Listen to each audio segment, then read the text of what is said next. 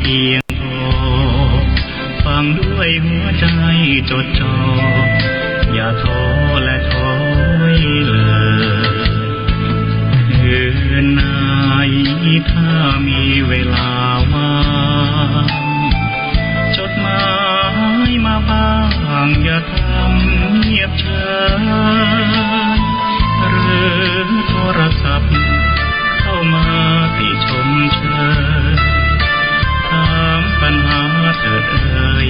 จะเฉลยให้สุนทรฝากคำนี้มาช่วยย้ำเตือนอย่าลืมอย่าเลือนน้ำคำที่คำสอนสังคมวุ่นวายสุดแสนอาวรณ์วันกลัวโลกจะรุ่มร้อนวันคำจะลับลอ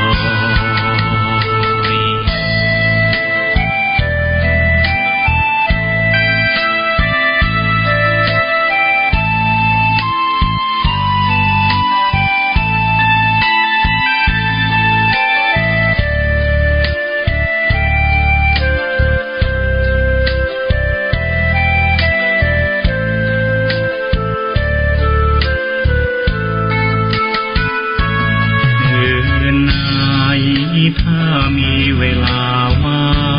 งจดหมายมาบ้างอย่าทำเงียบเฉยหรือโทรศัพท์เข้ามาติชมเชยถามปัญหาเถิดเอ่ยจะเฉลยให้สุนทร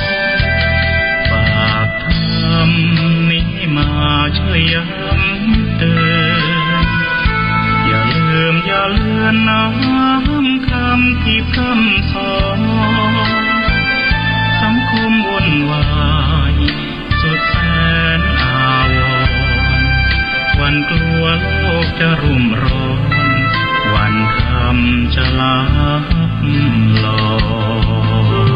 ย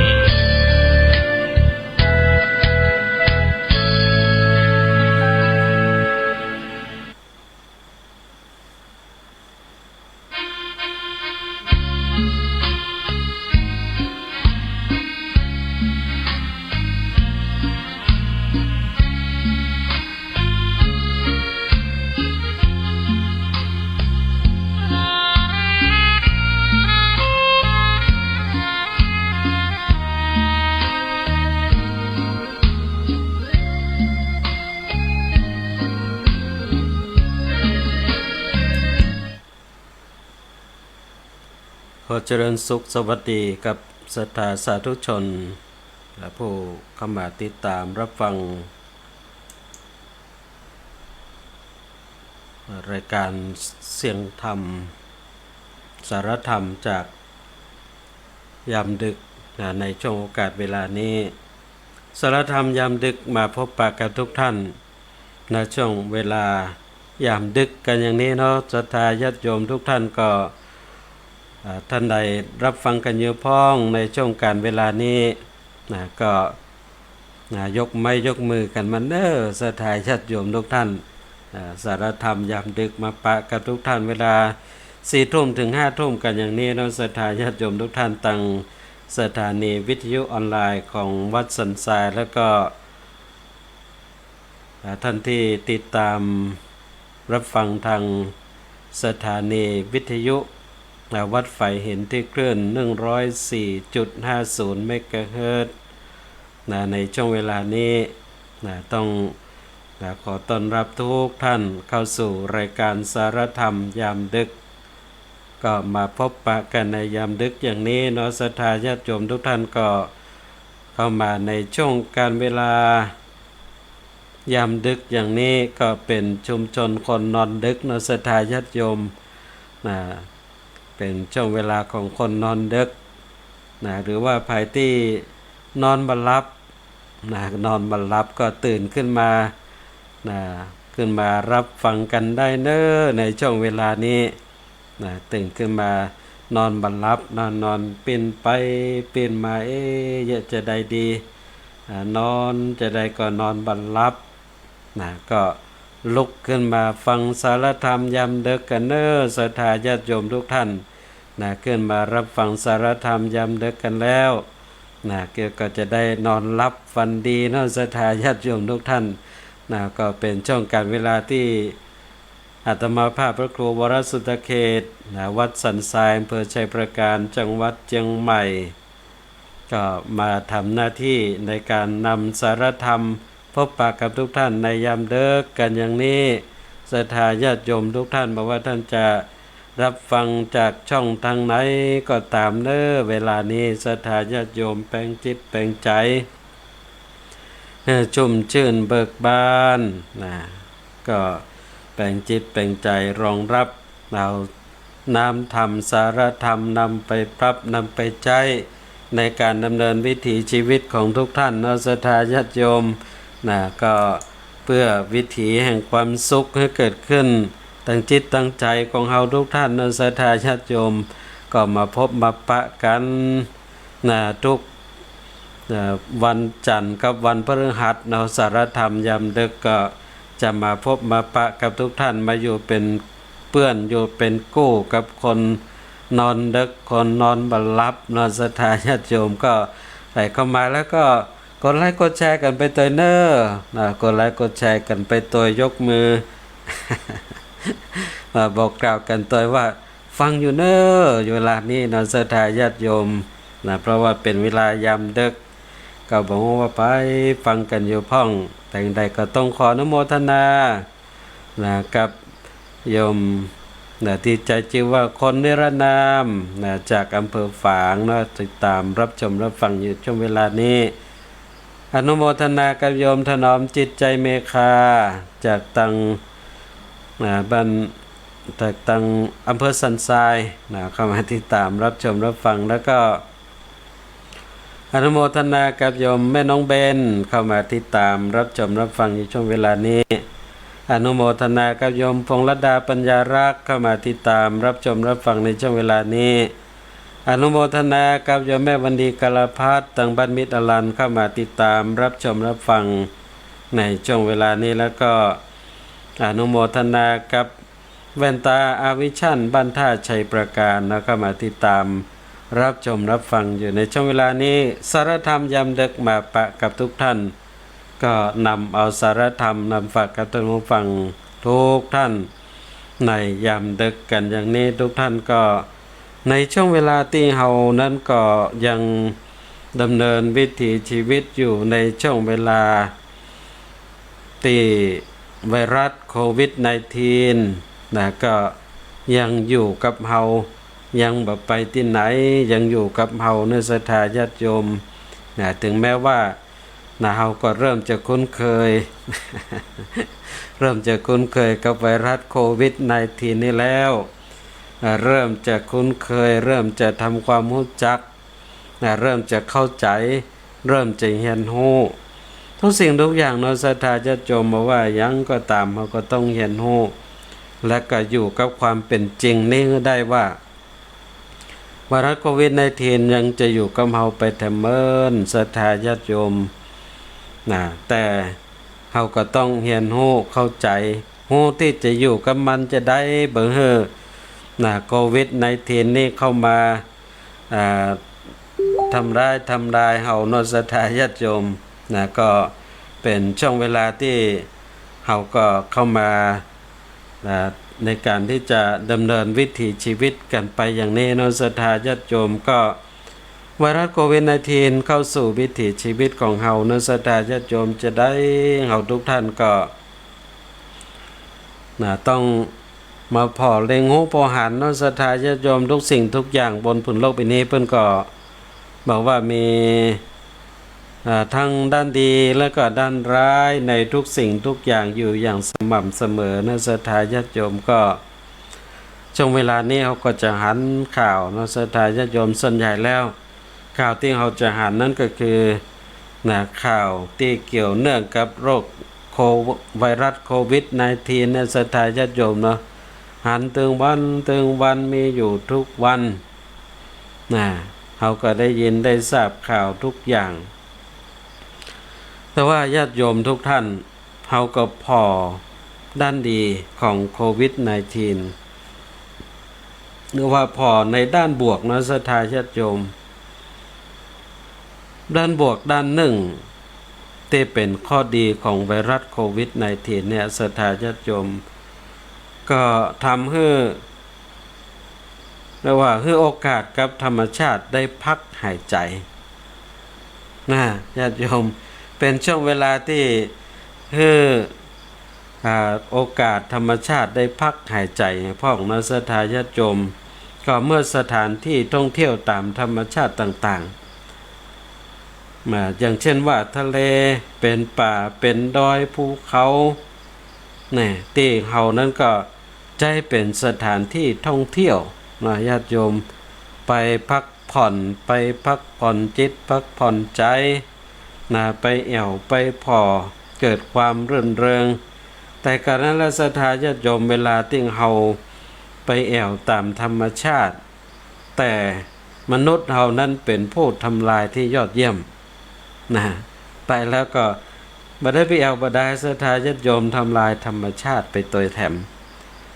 ฉะนั้นญาติโยมเมื่อถึงคราวที่ไวรัสโควิด -19 เกิดขึ้นมาอย่างเนี้ยญาติโยมก็ทำให้ต้องปิดชั่วคราวปิดการท่องเที่ยวไม่ว่าจะเป็นทะเลเป็นป่าเป็นดอยเป็นที่ไหนก็ตามญาติโยมแล้วก็ปิดเพื่อป้องกันการแพร่ระบาดซึ่งก็ทำให้สถานที่ท่องเที่ยวตามธรรมชาติเหล่านี้ปราศจากการรบกวนจากมนุษย์ระบบนิเวศจึงมีโอกาสฟื้นฟูตัวเก่าได้นักกว่าปกติศรัทธาญาติโยม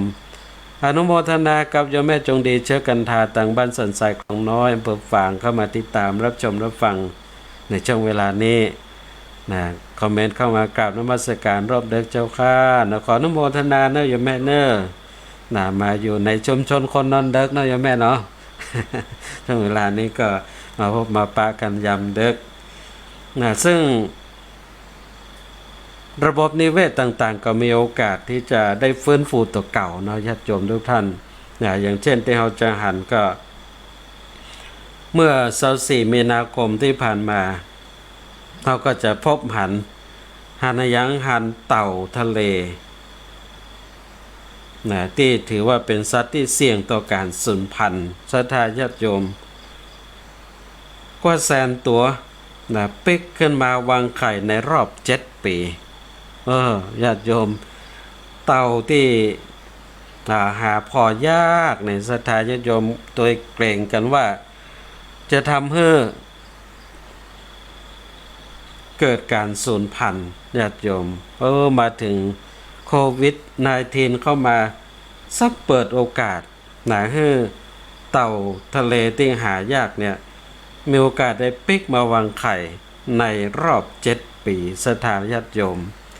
เนี่ยหลังจากที่เว้นมาตั้งแต่ปี 2013 บนชายหาดต่างๆในรัฐโอดิชาประเทศอินเดียศรัทธาญาติโยมในช่วงมาตรการล็อกดาวน์ในช่วงมาตรการล็อกดาวน์ในศรัทธาญาติโยมก็ทำให้เกิดสิ่งที่เอาหันแล้วก็เป็นด้านดีของไวรัสโควิด -19 เนาะเป็นโอกาสที่เราก็ได้เปิดโอกาสให้กับระบบนิเวศได้ฟื้นฟูตัวเก่าอย่างที่ว่าเนาะเต่าที่เริ่มจะสาบสูญที่จะสูญพันธุ์ก็มีโอกาสได้ขึ้นมาวางไข่ในรอบ7 ปีศรัทธาญาติโยมอนุโมทนากับโยมเนรยาบุญมาเข้ามาติดตามรับชมรับฟังก็ต้อนรับกันสู่ชมรมคนนอนดึกเนอโยมเนรยานอกจากที่ให้โอกาสธรรมชาติได้พักหายใจแล้วญาติโยมด้านดีด้านหนึ่งของไวรัสโควิด -19 ก็คือทำให้มลพิษทางอากาศทั่วโลกลดลงศรัทธาญาติโยมจากการล็อกดาวน์นี่เตรียมทำเพื่อจำกัดการเดินทางของประชาชนหรืองดออกจากที่อยู่ที่อาศัยผลปรากฏว่ามลพิษทางอากาศของประเทศต่างๆในญาติโยมเริ่มที่จะลดลง อย่างมีนัยสำคัญประเทศจีนเนี่ยมีปริมาณก๊าซที่เรียกว่าก๊าซที่มันเสียทำให้เป็นผลเสียต่อร่างกายของเราเนี่ยศรัทธาญาติโยมก๊าซคาร์บอนไดออกไซด์เนี่ยลดลงประมาณ 10-30% ทั้งที่แต่ก่อนมานั้นเนี่ยหลายหน่วยงานก็พยายามที่จะหาวิธีที่จะลดปริมาณของก๊าซคาร์บอนไดออกไซด์เนี่ยศรัทธาญาติโยมมันเป็นผลเสียต่อสุขภาพแต่ทำทุกวิถีทางศรัทธาญาติโยมก็มาสามารถที่จะลดมันลงไปได้แต่พอโควิด-19 เข้ามาตอนนั้นศรัทธาญาติโยม ลดลงไปทันที 10-30% แล้วก็ในสหรัฐอเมริกาประเทศที่มีผู้ติดเชื้อสูงที่สุดในโลกหลังจากประกาศให้ลดการทำกิจกรรมนอกบ้านปรากฏว่าปริมาณก๊าซไนโตรเจนไดออกไซด์ในภาคตะวันออกเฉียงเหนือลดลงไปประมาณ 30% ในเดือนมีนาคมเมื่อเทียบกับช่วงเวลาเดียวกันของปีที่แล้วญาติโยมทุกท่านนี่เรียกว่ามันทำให้หันชัดเจนนะว่าไวรัสโควิด-19 เนี่ยพอเข้ามาแล้วทำให้เกิดผลดีอย่างนี้นอกจากนั้นในประเทศอินเดียศรัทธาญาติโยมประเทศอินเดียเป็นประเทศที่มีประชากรนักราว 1,400 ล้านคนอินเดียเนี่ยมีประชากรประมาณ 1,400 ล้านคนลองคิดประเดิศรัทธาญาติโยมคนถึง 1,400 ล้านคนอยู่โอ้ยก็อย่างว่าเนี่ยมากคนก็มากความแล้วศรัทธาญาติโยมอันนี้ 1,400 ล้านคนมันทำให้สภาพแวดล้อมธรรมชาติสีขนาดไหนศรัทธาญาติโยมเป็นฝุ่นเป็นควันสะปะสะปั่นศรัทธาญาติโยมพอเพิ่นประกาศล็อกดาวน์เท่านั้นแหละศรัทธาญาติโยมทำให้ประเทศอินเดียที่กรุงนิวเดลีก็มีเรียกว่าสภาพของอากาศที่ดีขึ้นทำให้อากาศเสียเนี่ยลดลงจากช่วงก่อนประมาณถึง 71% ศรัทธาญาติโยมก็เรียกว่าภูเขาภูเขาที่งดงามภูเขาหนึ่งภูเขาหิมาลัยญาติโยมแต่ไหนแต่ใดมาพอตึงบะหันญาติโยมมันเป็นฝนเป็นควันพอตึงใดก็ตึงบ่หมดบ่ใสศรัทธาญาติโยมบ่เป่งบ่วะพอโควิด-19 มาญาติโยมหันเพิ่นถ่ายรูปลงในสื่อโซเชียลต่างๆหันภูเขาหิมาลัยงามญาติโยมเนี่ยนี่ก็เป็นว่าเป็นผลดีแล้วเป็นผลดีของโควิด-19 มันมีทั้งข้อดีข้อเสียแล้วทุกสิ่งทุกอย่างบนโลกไว้เนี่ยญาติโยมมันโควิด-19 มาก็ดีเหมือนกันมีข้อดีอย่างนี้นอกจากนี้ศรัทธาญาติโยมโควิด-19 มาก็ทำให้เรานั้นมีโอกาสที่จะเรียนรู้ศรัทธาญาติโยมอันนี้เป็นเรื่องสำคัญศรัทธาญาติโยมเป็นข้อดีสำคัญเป็นโอกาสที่เราจะได้เรียนรู้ในการที่เราจะอยู่บนโลกใบนี้ว่าโลกใบนี้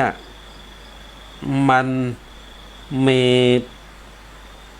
ไวรัสมีโรคภัยไข้เจ็บไปอย่างต่างๆอยู่บนโลกใบนี้อยู่แล้วมามีวันหมดมามีวันหายศรัทธาญาติโยมเพราะว่าอย่าลืมเกิดแก่เจ็บตายศรัทธาญาติโยมมันมีอยู่ในวิถีชีวิตของเราอยู่แล้วความเจ็บความป่วยเนี่ยศรัทธาญาติโยมก็มาจากโรคภัยไข้เจ็บต่างๆฉะนั้นโรคภัยไข้เจ็บทั้งหลายทั้งมวลเนี่ยมันบ่มีมดบ่มีเสี่ยงมันเกิดขึ้นมาเรื่อยๆตั้งแต่ยุคไหนสมัยใดมาแล้วศรัทธาญาติโยมอย่าง ในยุคสมัยองค์สมเด็จพระสัมมาสัมพุทธเจ้าเนี่ยศรัทธาญาติโยมอย่างที่เราได้ยินได้ฟังกันที่มีในบทสวดรัตนสูตรแต่ศรัทธาญาติโยมเนาะในยุคองค์สมเด็จพระสัมมาสัมพุทธเจ้าก็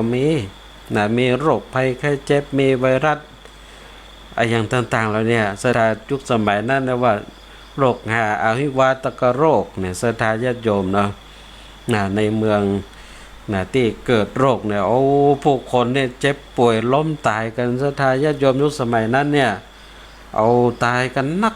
นักกว่าไวรัสโควิด-19 เนี่ยกรรมศรัทธาญาติโยมถึงขนาดว่าคนจะต้องหนีออกจากบ้านถ้าจะหนีออกจากบ้านเนี่ยออกตั้งประตูบ่ได้ศรัทธาญาติโยมเพราะประตูนี่ส่วนใหญ่แล้วมันจะอยู่ตรงกับทิศทางลมพอเปิดประตูปุ๊บลมตีเข้ามาพอลมตีเข้ามาปุ๊บมันก็คือเอาเชื้อโรคต่างๆเนี่ยเข้ามาเอาก็สูดเข้าไปทำให้ติดโรคนี่โรคอาหิวาตกโรคในยุคสมัยนั้นในศรัทธาญาติโยมจนขนาดว่าถ้าจะหนีจะต้องหนีเตะฝาเฮือนแล้วหนีศรัทธาญาติโยมออกทางฝาเฮือนเตะฝาเฮือนหนีไปศรัทธาญาติโยมเนี่ยโรคไวรัสโควิด-19 ทำให้เรามีโอกาสได้เรียนรู้ว่าในชีวิตของเราเนี่ยมันหนีเรื่องโรคภัยไข้เจ็บนี้บ่ได้ความเจ็บป่วยเมื่อยไข้มันเกิดขึ้นในชีวิตของเราอยู่แล้วในเมื่อเราจะต้องพบจะต้องปะมันมีอยู่แล้วเนี่ยจะได้เราจะเรียนรู้เพื่อที่จะอยู่กับโรคภัยไข้เจ็บนี้ได้อย่างปลอดภัยมันเป็นโอกาสที่เราจะต้องเรียนรู้ถ้าจะว่าคือพลิกวิกฤตเนี่ยเป็นโอกาสในศรัทธาญาติโยมเลยน่าจะไปเอาความกลัวมาทำให้เราเรียกว่าเกิดโมหะความหลงกลัวไปจนเริ่มที่จะเปิดโลกทัศน์ในการที่เราจะเรียนรู้ความเป็นจริงของโลกความเป็นจริงของชีวิตศรัทธาญาติโยมอนุโมทนากับโยมเนรยาบุญมาคอมเมนต์มาเตอสาธุค่ะอนุโมทนาตัวขอบคุณท่านชยาพินันโทภิกขุเข้ามาติดตามรับชมรับฟังในช่วงเวลานี้อนุโมทนากับโยมอาทิตย์ธารสเข้ามาติดตาม รับชมรับฟังในช่วงเวลานี้ขออนุโมทนาตัวเนออยากเข้ามาสู่ช่วงเวลายามดึกกันอย่างนี้เนาะศรัทธาญาติโยมโอกาสที่เราได้เรียนรู้ชีวิตเรียนรู้ว่าเราจะอยู่อย่างใดบนโลกใบนี้อย่างปลอดภัยญาติโยมต้องเรียนรู้เหมือนกับที่ได้กล่าวถึงว่าเขาเริ่มคุ้นเคยกับไวรัสโควิด-19 รู้ว่าเราควรที่จะอยู่กับมันอย่างใดอยู่ที่ไหนเราจึงปลอดภัยเยอะจะได้เราถึงปลอดภัยเนาะศรัทธาญาติโยมเป็นโอกาสในการเรียนรู้กันอย่างนี้นอกจากนั้นญาติโยมทุกท่านไวรัสโควิด-19 ยังมีข้อดีคือเป็นโอกาสที่เราจะได้ฝึกฝนเจริญสติเป็นโอกาสที่เราจะได้ฝึกฝนเจริญสติศรัทธาญาติโยมยิ่งไวรัสโควิด-19 เข้ามาเราต้องมีสติกินฮ้อนศรัทธาญาติโยมกินฮ้อนถ้วยจ้อนของไผของมันถ้วยจ้อนของไผของมันแล้วก็หมั่นล้างมือศรัทธาญาติโยมแค่พวกญาติโยมก็ เป็นการเจริญสติศรัทธาญาติโยมฝึกฝนเจริญสตินอกจากนั้นแล้วญาติโยมเมื่อก่อนนั้นเราเอามือเนี่ยมาแตะมาลูบตามใบหน้าเช็ดถูรูปคำเกาจะได้ก็ได้ญาติโยมแต่ประเดี๋ยวนี้ต้องมีสติ ต้องพยายามที่จะบ่เยอะจะอัน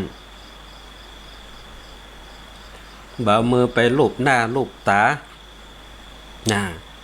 ต้องระมัดระวังต้องมีสติกำกับอยู่ตลอดเวลานอกจากนั้นเนี่ยญาติโยม เกินร้อนจ้อนถ้วยไผ่ถ้วยมันมันล้างมืออยู่ตลอดเวลาแล้วก็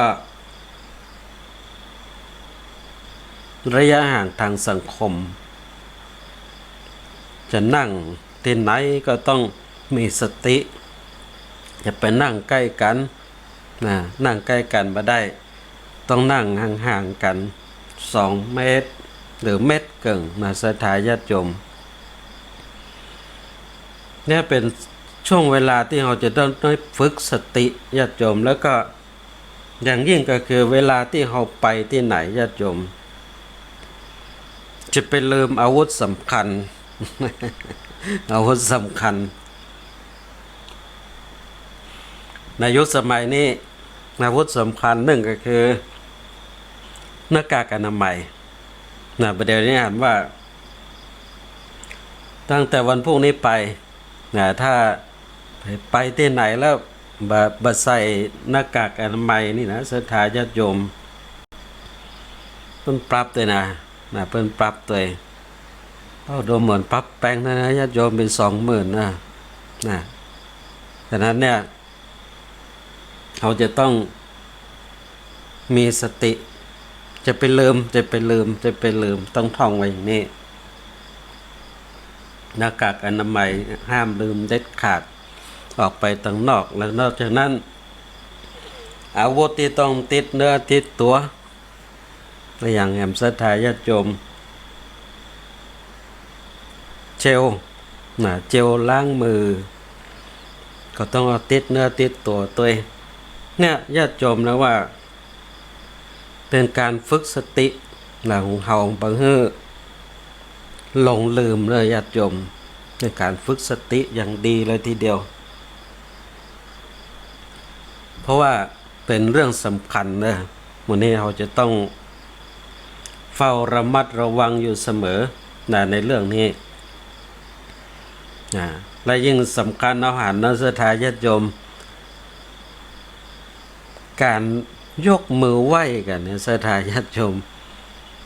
แต่ก่อนเนี่ยเป็นวัฒนธรรมของเฮาเนาะ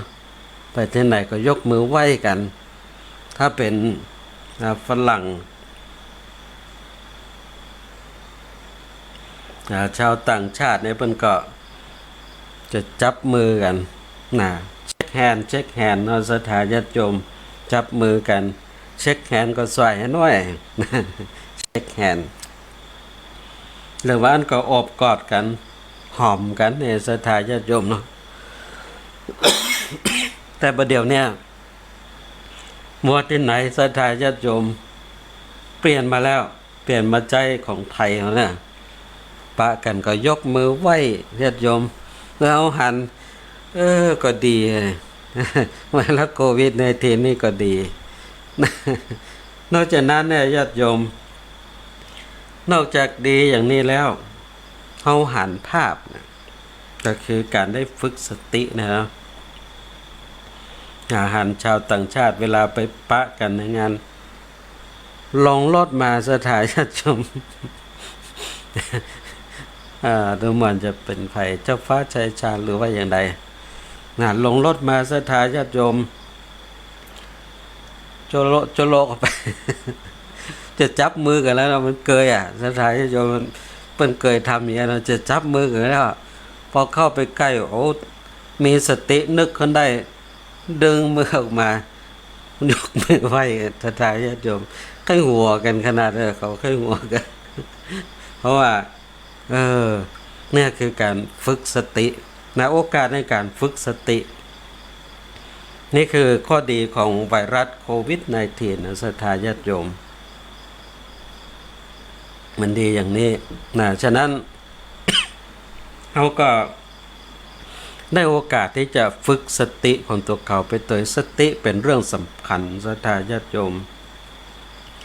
ถ้าเฮาบ่ฝึกสติดีๆนี่นะญาติโยมโอ้จะทำให้เฮาพลั้งเฮาเผลอเฮาพลาดนะสตินี่สำคัญเวลาเตียวไปที่ไหนก็ตามนะญาติโยมเตียวไปที่ไหนก็ตามต้องมีสติถ้าเผลอสติเมื่อใดแล้วก็ต้าวเมื่ออันนะญาติโยมต้าวล้มเขาขาดสติฉะนั้นโควิด-19 เข้ามาเนี่ยเป็นโอกาสที่ทำให้เราฝึกสติได้เป็นอย่างดี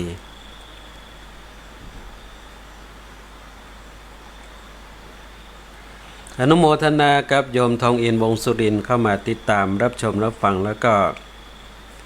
คอมเมนต์เข้ามาตัวว่าสาธุสาธุเจ้าขออนุโมทนาตัวอนุโมทนากับโยมสุนาคัมภิระเข้ามาติดตามรับชมรับฟังในช่วงเวลานี้ขออนุโมทนาเตเนอร์และข้อดีของโควิด-19 ต่อไปนั่นก็คือเป็นโอกาสที่เราจะได้แสดงความเอื้อเฟื้อให้แก่กันและกันความเอื้อเฟื้อแบ่งปันมิตรไมตรีแก่กันศรัทธาญาติโยมอันนี้ก็สำคัญนะสำคัญแบ่งปันให้กันในยามเนี้ยศรัทธาญาติโยมก็จะหันว่าประเทศไทยมีกิจกรรมที่เด่นๆทำให้สังคมโลกได้หันและชื่นชมนั่นก็คือเรื่องของการเอื้อเฟื้อเผื่อแผ่แบ่งปันกันเนี่ยญาติโยมประเทศอื่นเนี่ยญาติโยมคนตกงานเนี่ยตกงานก็คือบ่มีอย่างกินแต่ญาติโยมบ่มีเหมือนเมืองไทยของเราที่จะมีการตั้งโรงทานกันอย่างนี้บ่มีญาติโยมไปพอประเทศไหนๆก็ตึงบ่มีที่จะมาตั้งโรงทานกันอย่างเนี้ยหายากจึงทำให้ประเทศไทยมีกิจกรรมที่โดดเด่นและก็ชาวโลกก็นำเอาไปอู้กันว่ามันเป็นด้านดีที่พอหันชัดเจนในเมืองไทยของเราความเอื้อเฟื้อเผื่อแผ่แบ่งปันซึ่งกันและกันเนี่ยญาติโยมมันมีอยู่ในสังคมไทยที่มีพระพุทธศาสนาเป็นพื้นฐานพุทธศาสนานั้นสอนในเรื่องของความเมตตาปรารถนาดีต่อกันนึกถึงทุกคนที่อยู่บนโลกนี้ถึงแม้จะไม่ใช่เป็นสายเลือดอย่างเดียวกับเราแต่ทุกคนก็เป็นเพื่อนผู้ร่วมเกิดแก่เจ็บตายบนผืนโลกนี้เดียวกันฉะนั้นจึงเกิดความเอื้อเฟื้อเผื่อแผ่แบ่งปันกันโดยเฉพาะในช่วงยามนี้เวลานี้สมเด็จพระสังฆราชทรงมีพระดำริคือวัดวาอารามที่มีกำลังที่จะตั้งโรงทานได้คือตั้งโรงทานศรัทธาญาติโยมตอนเนี้ยมีทุกวัดทุกวาหลายที่ช่วยกันถึงว่าเป็นภาพที่พอแล้วก็หันชัดเจนแล้วก็หน่วยงานองค์กรต่างๆญาติโยมเศรษฐีผู้มีเงินมีทองมีฐานะที่จะช่วยเหลือกันได้เขาออกมาตั้งโรงทานช่วยเหลือแบ่งปันกันญาติโยมอันนี้เป็นภาพที่หันแล้วก็งดงามแล้วก็เป็นที่กล่าวขานกันไปทั่วโลกนี่คือความงดงามที่เกิดขึ้นบนพื้นฐานที่มันถูกปลูกฝังเอาไว้ในพุทธศาสนาที่ปลูกฝังเกื้อกูลมาถึงดวงจิตดวงใจของผู้คนฉะนั้นเนี่ยศรัทธาญาติโยมเมืองไทยของเราถึงแม้ว่าคนจะตกงานกันแต่ก็ อยู่ดีมีข้าวกินศรัทธาญาติโยม อยู่ดีมีข้าวกินก็ยังพอประทังวิถีชีวิตกันไปอยู่ได้ไปปอศรัทธาญาติโยมชาวต่างชาติมาติดช่วงเปิ้นปิดประเทศเนาะปิกบ่ได้แต่ก็ดีที่มาติดอยู่ในประเทศไทยตอนนี้เป็นขยมวัดแล้วศรัทธาญาติโยม ฝรั่งมาเป็นขยมวัดได้แล้ว นอนที่วัดแล้วก็กินข้าววัด ทุกเจ้าไปบิณฑบาตมาก็แบ่งให้ตอนนี้ก็เลยอยู่วัดศรัทธาญาติโยมแล้วก็เป็นขยมวัด ช่วยสอนช่วยสอนภาษากับลูกพระลูกเนนในวัดเต็มศรัทธาญาติโยมนี่ถือว่าเป็นด้านดีของไวรัสโควิด -19 ที่ทำให้เรามีโอกาสได้หันด้านดีๆหลายด้านที่เกิดขึ้นบนสังคมประเทศของเราเนี่ยศรัทธาญาติโยมแล้วก็ฝากข่าวไปถึงศรัทธาญาติโยมเอาทุกท่านตัวก็ วันที่6พฤษภาเนี่ยญาติโยมตั้งคณะสงฆ์อำเภอชัยปราการโดยหลวงพ่อพระครูสถิตธรรมาภิรักษ์เจ้าคณะอำเภอชัยปราการก็พร้อมกับตั้งพระสงฆ์ในอำเภอชัยปราการวันนี้ก็จะได้ช่วยเหลือผู้ที่ประสบกับเหตุของโควิด-19 ญาติโยมเนาะในอำเภอชัยปราการก็จะมอบเป็นเครื่องอุปโภคบริโภคต่างๆฉะนั้นก็ศรัทธาญาติโยมเขาจะร่วมบุญด้วยกันจะร่วมเป็นเจ้าภาพเพิ่นจะจัดเป็นชุดเนาะเป็นทั้งมีทั้งมาม่ามีทั้งไข่มีอย่างหลายอย่างเนาะรวมกันชุดละ300 บาทศรัทธาญาติโยมท่านใดจะร่วมบุญด้วยกันในครั้งนี้ก็ติดต่อไปที่เจ้าวาดแต่ละวัดก็ได้นะหรืออันก็ไปติดต่อไปที่วัดป่าไม้แดงหรือว่าเจ้าหน้าตำบลทุกตำบลได้นะในการที่จะร่วมบุญร่วมเป็นเจ้าภาพกันในครั้งนี้เพื่อที่จะช่วยคนที่ตกยากแต้ๆเนาะ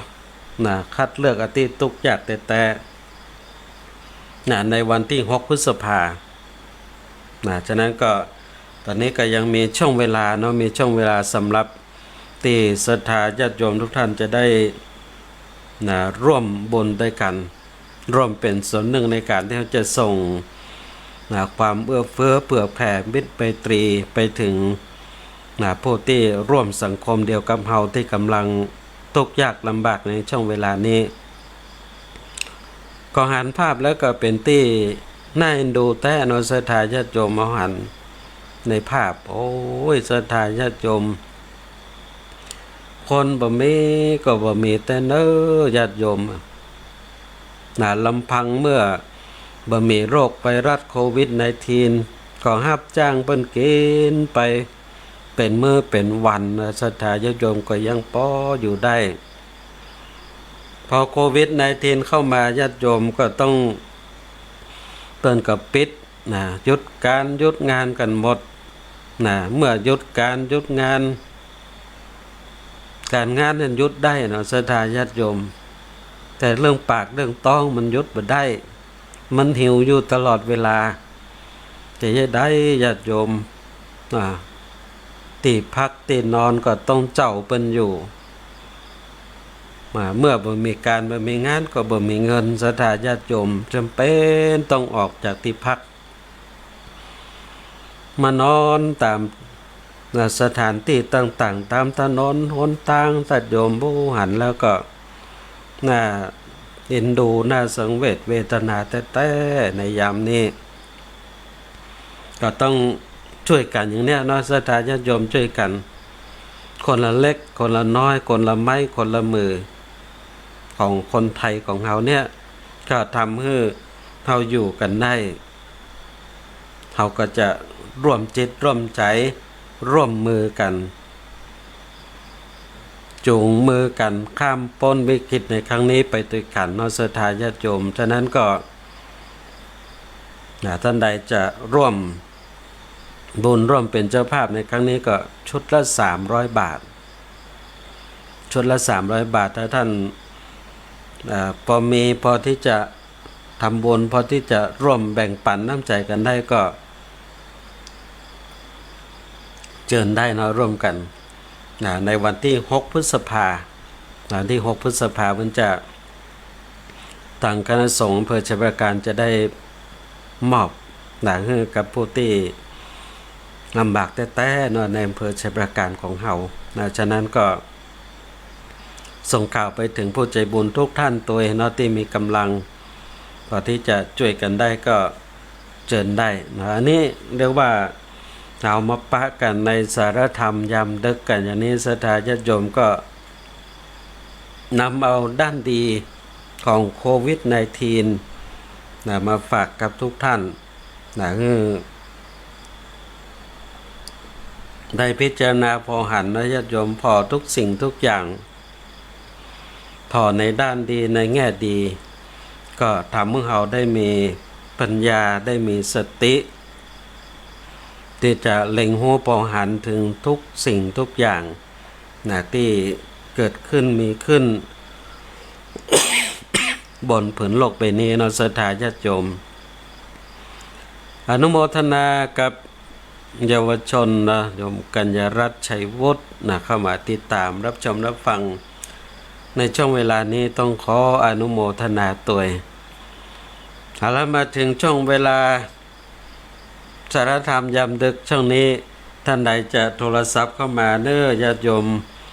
โทรมาอุจจาสนทนากันได้ในยามดึก0892349852 เน้อศรัทธาญาติโยมเพราะว่าท่านจะฟังอยู่ที่ไหนอยู่ตั้งใดก็โทรกันมาได้เน้อ0898523498โทรมาอุจจาสนทนากันได้เน้อในช่วงเวลานี้ว่าท่านรับฟังอยู่จากที่ไหนสัญญาณเป็นจะได้พ่องอยากที่จะโทรเข้ามาอุจจาสนทนากันก็โทรเข้ามาได้เนาะหรือว่าจะโทรเข้ามาร่วมสอบถามปัญหาแลกเปลี่ยนความคิดความเห็นกันในช่วงเวลานี้ก็โทรมาได้0898523498หรือว่าจะคอมเมนต์ผ่านทางหน้าจอเข้ามาก็ได้เช่นเดียวกันเนอะศรัทธาญาติโยมเข้ามาแล้วก็กดไลค์กดแชร์กันไปตัวกดไลค์กดแชร์กันไปตัวเนอะในช่วงเวลานี้เราทุกท่านก็อยู่ในช่วงของสารธรรมยามดึกมาปะกันในช่วงดึกกันอย่างนี้ก็บอกว่าท่านใดฟังกันอยู่พ่องเนอะไปฟังกันอยู่พ่องอยู่ที่ไหนอยู่ตั้งใดก็ส่งเสียงส่งสัญญาณกันมาได้ว่าฟังอยู่เนอะอย่างนี้เราศรัทธาญาติโยมอนุโมทนากับโยมทวีศักดิ์เข้ามาติดตามรับชมรับฟังในช่วงเวลานี้ต้องขออนุโมทนาตัวกับทุกท่านที่เข้ามาติดตามรายการสารธรรมยามดึกมาปะกับทุกท่านวันนี้ก็นำเอาข้อดี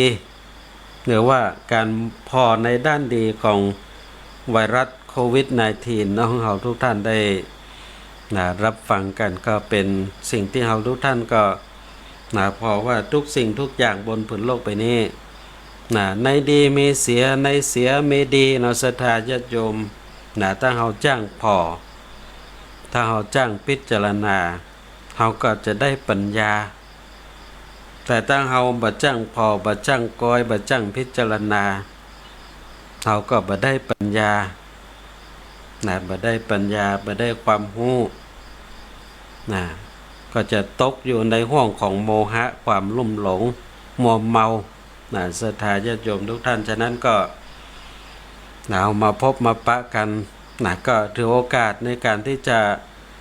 นำเอาสารธรรมเอาสิ่งทั้งหลายทั้งมวลนำเสนอกับทุกท่านกันอย่างนี้ก็เป็นห่วงโอกาสเวลาที่มาปะกันก็สารธรรมยามดึกปะกับทุกท่านสองวันด้วยกันนะวันจันทร์กับวันพฤหัสในช่วงเวลา4 ทุ่มถึง5 ทุ่มศรัทธาญาติโยมก็มาพบมาปะกันศรัทธาญาติโยมก็ช่องเวลานี้ก็โอไปก็อาจจะมีเสียงไอตัวสักน้อยต้องขออภัยตัวเพราะว่าช่วงนี้ก็ใจการใจงานเสียงนักพอสมควร มีงานศพตัวแหมศรัทธาญาติโยมแล้วก็อากาศก็เปลี่ยนตัวแหมเดี๋ยวก็ร้อนเดี๋ยวก็ฝนศรัทธาญาติโยมฉะนั้นก็ต้องขออภัยตัวถ้าโอไปบางทีก็มีไอพ่องก็เป็นธรรมดาศรัทธาญาติโยมก็ให้เป็นแห่งบรรยากาศหนึ่งนะ ถ้าเอาพอในด้านดีนะถ้าพอด้านดีก็เป็นแห่งบรรยากาศหนึ่ง ฟังไปตัวฟังเสียงไอไปตัว ก็เป็นช่วงเวลาที่เรามาปะกันอย่างนี้แล้วก็อาทิตย์หนึ่งกับปะกัน2 วันสำหรับสารธรรมยามดึกคือวันจันทร์กับวันพฤหัสส่วนรายการธรรมะยามเจ้ากับ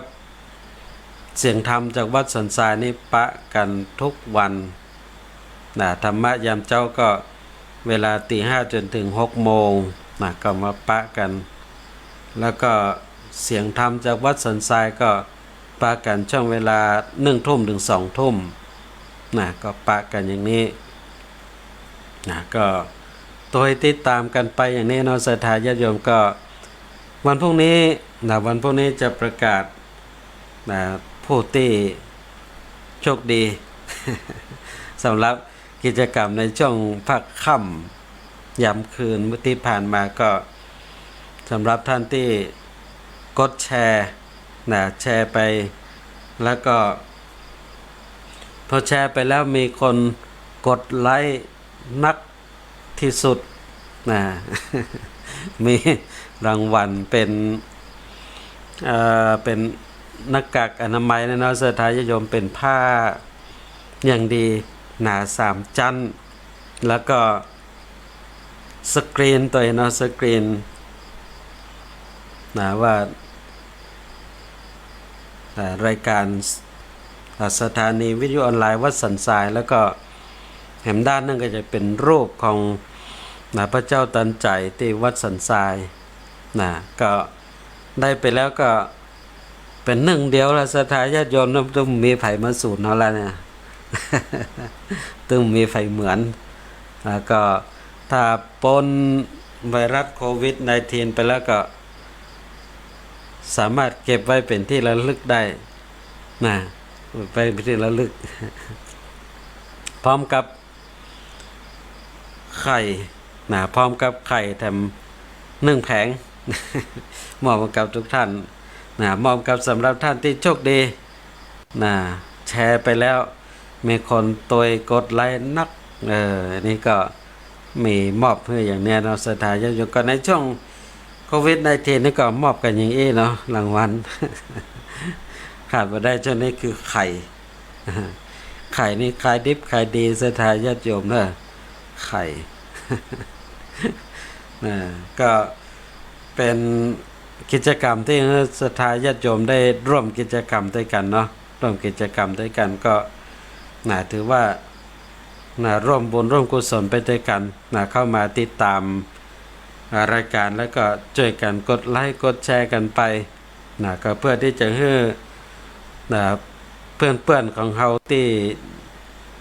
อย่าอยู่ที่ไหนๆก็จะมีโอกาสได้รับฟังไปพร้อมกับเฮาตัวยเนี่ยศรัทธาญาติโยมก็เป็นบุญสำหรับเฮาทุกท่านตัวยฉะนั้นก็เฮาตัวยรายการธรรมะตอนนี้ก็มีหลายขึ้นหลายสถานีแล้วก็มีการไลฟ์สดของหลายๆที่ตัวยนะก็ถือว่าเป็นโอกาสสำหรับศรัทธาญาติโยมที่จะได้รับฟังสารธรรมมากมายหลากหลายจากพระเถระครูบาอาจารย์พระภิกษุทั้งหลายตัวก็แต่ละตนแต่ละองค์ก็มีความสามารถในการที่จะอธิบายความขยายความธรรมะต่างๆนิติแตกต่างหลากหลายกันออกไปในแง่มุมต่างๆซึ่งอย่างที่ได้กล่าวถึงแล้วคนเฮานี้ความสามารถความถนัดนี่มันเหมือนกันคนละอย่างที่ว่าโลกใบนี้เปิ้นจัดสรรมาอย่างดีแล้วเนาะแต่ละคนนั้นดีคนละอย่างมีดีคนละอย่างแล้วก็มีที่ยืนกันคนละที่ก็คือเมื่อมีดีคนละอย่างบ่เหมือนกันเนี่ยศรัทธาญาติโยมก็ถ้ามันเหมือนกันไปให้หมดก็ ที่ยืนของแต่ละท่านก็คงจะบ่มีนะศรัทธาญาติโยมฉะนั้นโลกใบนี้มันจัดสรรไว้อย่างเหมาะสมที่สุดแล้วแม้กระทั่งเรื่องของสรรพสิ่งทั้งหลายบนโลกใบนี้เพิ่นก็จัดสรรไว้เพียงพอสำหรับทุกชีวิตบนโลกใบนี้อยู่แล้วเพียงแต่ว่าคนโลภเท่านั้นที่หันว่ามันยังบ่เพียงพอกับเฮาเตื้อแท้ที่จริงโลกนี้ธรรมชาตินี้จัดสรรทุกสิ่งทุกอย่างไว้เพียงพอสำหรับทุกชีวิตบนโลกใบนี้อยู่แล้วแต่คนโลภคนโลภนั้นก็คือความคนที่บ่ฮู้จักปอศรัทธาญาติโยมมีเท่าใดก็บ่ปอมีเป็น100 ล้านพันล้านก็ยังบ่ฮู้ว่าจักปอยังหันว่าน้อยเดียวอยู่ยังอยากให้ได้อยู่เรื่อยๆความอยากนั้นบ่มีที่สิ้นสุดศรัทธาญาติโยมอย่างที่องค์สมเด็จพระสัมมาสัมพุทธเจ้าทรงตรัสไว้ว่าความอยากเสมอด้วยแม่น้ำไม่มีศรัทธาญาติโยมก็หมายถึงว่าโลกใบนี้มีน้ำ3ส่วนมีดินส่วนเดียวแม่น้ำจะนักขนาดนั้นแต่ก็ยังบ่พอสำหรับความโลภของคนศรัทธาญาติโยมฉะนั้นเนี่ยถ้าฮู้จักปออย่างเดียวแล้วโอ้อยู่เป็นสุขญาติโยมก็เหมือนกับหลักปรัชญาเศรษฐกิจพอเพียงของในหลวงรัชกาลที่9ในศรัทธาญาติโยมเนาะพระองค์ทรงปลูกฝังนำเอาสิ่งดีๆนี่ฝังกับหมู่เฮาทุกท่านเพราะหันว่าเมื่อเฮาฮู้จักปอเห็นแล้วเฮาก็อยู่เป็นสุขปอตัวเดียวศรัทธาญาติโยมเฮาเป็นสุขอยู่ที่ไหนก็เป็นสุขเมื่อเฮามีคำว่าปออยู่ในใจของเฮาบ่ต้องดิ้นรนขวนขวายอย่างนักหนาอยู่พอดีพออยู่พอกินก็มีความสุขตามอัตภาพของเฮาแม้กระทั่งสิ่งที่เฮาทุกท่านดำเนินวิถีชีวิตกันอยู่ทุกวันนี้ก็จำเป็นจะต้องอาศัยหลักปรัชญาเศรษฐกิจพอเพียงคนในหลวงรัชกาลที่9ในยามนี้แหละศรัทธาญาติโยมหันถึงความสำคัญนี้แต่ฉะนั้นเนี่ยเอาทุกท่านก็อยู่บนหลักนี้ก็เดินบนสายหลักธรรมในพระศาสนาเช่นเดียวกันคือความสันโดษสันโดษยินดีในสิ่งที่ตนได้พอใจในสิ่งที่ตนมีก็คือสายเดียวกันกับเศรษฐกิจพอเพียงนี่แหละใจบนพื้นฐานหลักธรรมของความสันโดษมาใช้ในเรื่องของเศรษฐกิจพอเพียงในศรัทธาญาติโยมทุกท่านก็เรียกว่าเป็นวิสัยทัศน์ที่กว้างไกล เร่งหูพอหันถึงโลกตั้งหน้าของในหลวงรัชกาลที่9จึงพยายามที่จะปลูกฝังให้ประสบนิกรนั้นได้ตั้งอยู่บนหลักของความพอเพียงเมื่อพอเพียงอยู่ได้ในทุกสภาวะการบอกว่าในจะช่วงที่เศรษฐกิจดีก็ตามเศรษฐกิจย่ำแย่ก็ตามเศรษฐกิจพอเพียงอยู่ได้ทุกสถานการณ์เนื่องศรัทธาญาติโยมนี่เป็นเรื่องสำคัญที่สุดในศรัทธาญาติโยมในช่วงการเวลาที่เรากำลังประสบพบเจอกับโควิด -19 กันอยู่นี่ก็ทำให้เราเล็งหูพอหันถึงสิ่งทั้งหลายทั้งมวลเหล่านี้เนาะศรัทธาญาติโยมก็มาถึงช่วงท้ายของรายการแล้วนะศรัทธาญาติโยมมาถึงช่วงท้ายของรายการแล้วก็ติดตามรับชมรับฟังกันต่อไปเนอะศรัทธาญาติโยมวันพรุ่งนี้เจ้าพรุ่งนี้เจ้าก็มาปะกันทำกรรมในรายการธรรมะยามเจ้าตี 5 จนถึง 6 โมงนะศรัทธาญาติโยมนั่นเป็นชุมชนคนตื่นเจ้าศรัทธาญาติตี 5 จนถึง 6 โมงก็ในช่วงการเวลานี้คือชุมชนคนนอนดึกหรือว่าชุมชนคนนอนมารับนะศรัทธาญาติโยมก็มาปะกันมาฟัง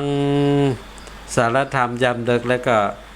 เดี๋ยวก็จะได้นอนรับฝันดีนะศรัทธาญาติโยมเนาะฟังธรรมะแล้วก็สบายอกสบายใจวางลงปลงได้ใจเป็นสุขเนี่ยนะศรัทธาญาติโยมแล้วก็ภาคค่ำยามคืนก็ติดตาม เสียงธรรมจากวัดสันทรายนะศรัทธาญาติโยมก็มาพบมาปะกันอย่างนี้เดินทางบนเส้นทางแห่งธรรมไปด้วยกันเพื่อที่จะช่วยกันส่งเสียงธรรมทั้งหลายทั้งมวลไปถึงผู้คนได้รับฟังกันเพื่อความเป็นอยู่ที่เป็นไปเพื่อความสุขแห่งวิถีชีวิตของทุกท่านอนุโมทนากับโยมกิฟจังตุ้มคำเข้ามาติดตามรับชมรับฟังขออนุโมทนาตัวนโยมเนอเข้ามาติดตามรับชมรับฟังแล้วก็กดไลค์กดแชร์กันไปตัวเนอศรัทธาญาติโยมนี้สารธรรมยามดึกอาตมาภาพพระครูวรสุตตเขตเจ้าวัดสันทรายอำเภอชัยประการจังหวัดเชียงใหม่ก็พบปะกับทุกท่าน1 ชั่วโมงเนอศรัทธาญาติโยมครบพร้อมโดยการเวลาก็คงจะได้ถือโอกาสนำสารธรรมยามดึกจากลาท่านผู้ฟังทุกท่านไปโดยโอกาสเวลาเพียงเท่านี้ขอขอบพระคุณพระเถระครูบาอาจารย์พระเจ้าประสงค์จุตนจุองค์ที่เข้ามาติดตามรับชมรับฟังรายการสารธรรมยามดึกในวันนี้แล้วก็อนุโมทนากับศรัทธาญาติโยมทุกท่านที่เข้ามาติดตามรับชมรับฟังรายการสารธรรมยามดึกในช่วงเวลานี้แล้วก็กดไลค์กดแชร์กันไปตัวต้องขออนุโมทนาทุกท่านก็ขอคุณพระศรีรัตนตรัยสิ่งศักดิ์สิทธิ์ทั้งหลายบุญกุศลที่ทุกท่านได้ปั้มเป่งประกอบกระทำเพื่อเป็นไปจงได้กลับกลายเป็นภรวะปัจจัยเป็นอุปนิสัยหนุนส่งมาถึงวิถีชีวิตของทุกท่านให้ได้ประสบพบกับความสุขความเจริญโชคดีมีใจอยู่เย็นเป็นสุขเหมือนกันทุกท่านทุกคนและขอทุกท่านจงได้เจริญในธรรมในองค์สมเด็จพระสัมมาสัมพุทธเจ้ายิ่งขึ้นไปก็ขอเจริญพร